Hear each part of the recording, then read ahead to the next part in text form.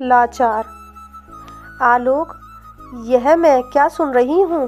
5-5 बेटे बहुएं होते हुए बाबूजी खाना होटल से लाकर खाते हैं या फिर पड़ोसियों के घर में खाना खाते हैं। कितने शर्म की बात है। हमें तो सुनकर ज़मीन में गड़ जाने का मन किया। जिज्जी, ऐसा किसने कहा आपसे? आलोक लाल जी सर झुकाए हुए बोले। तुम्हें क्या लगता है ऐसी बातें छुपती हैं किसी से? हमें तुम्हारे मोहल्ले के ही किसी व्यक्ति ने बताया है। तुम ही बताओ, इंसान औलाद क्यों पैदा करता है? इसी दिन के लिए कि बुढ़ापे में माता पिता को खाना भी ना खिला सके। सभी बेटे संपन्न हैं, किसी को भी किसी प्रकार की कोई परेशानी नहीं। उसके बावजूद कोई एक भी उन्हें दोनों टाइम का खाना नहीं दे सकता। उन्हें इधर उधर से मांग कर खाना खाना पड़ता है। अम्मा बाबूजी 5 बेटों का बहुत दम भरते थे हमेशा कि हमें 5-5 बेटे दिए हैं भगवान ने हमें काहे की चिंता। बुढ़ापा तो हमारा मज़े में कटेगा। खाने की तो चिंता ही नहीं रहेगी। जिधर बैठ जाएंगे वहीं खा लेंगे। एक ना एक तो हमें अपने पास रख ही लेगा। लेकिन देखो, वही बाबूजी अम्मा के ना रहने पर दाने दाने को मोहताज हैं और मारे मारे फिरते हैं। अब कोई बाहर वाला इस तरह से आकर बताता है तो अपने आप पर शर्म आ जाती है। धिक्कार है ऐसी जिंदगी पर जो अपने जन्मदाता को 2 समय का खाना ना खिला सके। जब बेटे उन्हें खाना नहीं दे सकते तो हम तो बेटी होकर लाचार बेबस ही हैं कि ससुराल की जिम्मेदारी के आगे मायके में अपने माता पिता का कुछ कर भी नहीं सकते। कहते हुए बिमला जी फूट फूट कर रोने लगी। जिज्जी, आप चिंता ना करो। हमें भी यह बात पता नहीं थी, क्योंकि हमें लगा कि उन्होंने अपना सब कुछ छोटे को सौंप दिया था, उसी के पास रहते थे।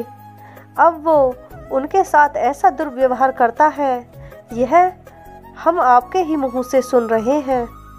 हम आपसे वादा करते हैं आगे से आपको इस तरह की कोई शिकायत सुनने को न मिलेगी। बहन को आश्वासन देकर आलोक लाल जी अपने घर आ गए और घर आकर अपनी पत्नी के सामने अपनी बहन द्वारा कही गई बातें बताईं। जीजी की बातों से हमारा सर शर्म से झुक गया। हमें तो लगा छोटा बेटा बहू उन्हें अच्छी तरह रखते हैं, लेकिन बाबूजी होटल से लाकर और पड़ोसियों के घर का खाना खाते हैं। अब जो हुआ सो हुआ। कल से बाबूजी के खाने की जिम्मेदारी हमारी, जिसकी वजह से तुम्हारे माता पिता ने अपने देवता जैसे बेटे को धोखा दिया, जिसे अपनी धरती सौंपी थी। अब वही खाना नहीं दे रहा है। तुम भूल सकते हो उनका विश्वासघात, हम नहीं भूल सकते। वो उन माता पिता में से हैं जो अपने सबसे छोटे बच्चे के मुंह में पड़कर बड़े बच्चों के साथ भेदभाव करते हैं। सुनिए जी, हमसे भी कोई उम्मीद मत रखिएगा। अब हम भी कोई बंधन में नहीं पड़ना चाहते। बाबूजी को खाना खिलाने के चक्कर में हम बंध जाएंगे। आलोक लाल जी की पत्नी मिताली जी बोली। वाह अम्मा, बहुत अच्छी कही। बाबा को खाना खिलाने के लिए मना कर रही हो। सोच लो, हम लोगों को बहुत अच्छी सीख दे रही हो। आने वाले समय में तुम्हें भी ऐसे ही मांग कर खाना खाना पड़ेगा। जैसा तुम बाबा के साथ करोगी, कल वैसा ही तुम भुगतोगी। वही पास में बैठा अपने माता पिता की बातें सुन रहा उनका 20 वर्षीय पुत्र मदन बोला। बिल्कुल सही कहा बेटा तुमने। यह तो घर घर की कहानी है। तुम्हारी अम्मा की आंखें खोलने के लिए तुम्हारा यह कहना बहुत ज़रूरी था।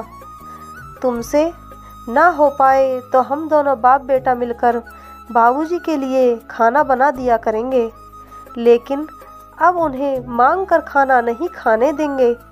आखिर क्या उन्होंने सिर्फ छोटे को ही पैदा किया है? उनके प्रति हमारी कोई जिम्मेदारी नहीं। उन्होंने जो किया सो किया, लेकिन हम कोई गलती नहीं करेंगे। हमें भी भगवान को मुंह दिखाना है। अगर हम भी वही करेंगे तो उनमें और हम में क्या फ़र्क रह जाएगा। पहले ही समाज में हमारी बहुत बदनामी हो चुकी है। छोटे ने हमें समाज में मुंह उठाकर चलने लायक नहीं छोड़ा है। आशा करता हूँ तुम हमारी बात समझ चुकी होगी। आलोक लाल जी ने 2 टूक शब्दों में पत्नी को अपना फैसला सुना दिया। मिताली देवी भी सोचने पर मजबूर हो गईं। अब यह बाप बेटे मिलकर सब एक हो गए हैं, मेरी तो एक नहीं चलेगी। बाबूजी की जिम्मेदारी तो उठानी ही पड़ेगी। अगले दिन घर के आंगन में चटाई पर बैठे बाबूजी गर्मा गर्म खाने के स्वाद का आनंद उठा रहे थे। मिताली जी सर पर पल्लू रखे भाग भाग कर ससुर जी को गरम गरम घी लगी रोटियां पहुंचा रही थीं। आज उनके चेहरे पर तृप्ति का भाव था, जिसे देखकर आलोक लाल और मदन भी खुश थे। धन्यवाद दोस्तों। अगर आपको कहानी पसंद आई हो तो चैनल को सब्सक्राइब, वीडियो को लाइक और कहानी को शेयर अवश्य करें, क्योंकि इस कहानी से हमें बहुत ज़्यादा सीख मिलती है। जो आजकल के बच्चे अपने माता पिता के लिए नहीं कर पाते, वह शायद इस कहानी के जरिए से करने लग जाएं।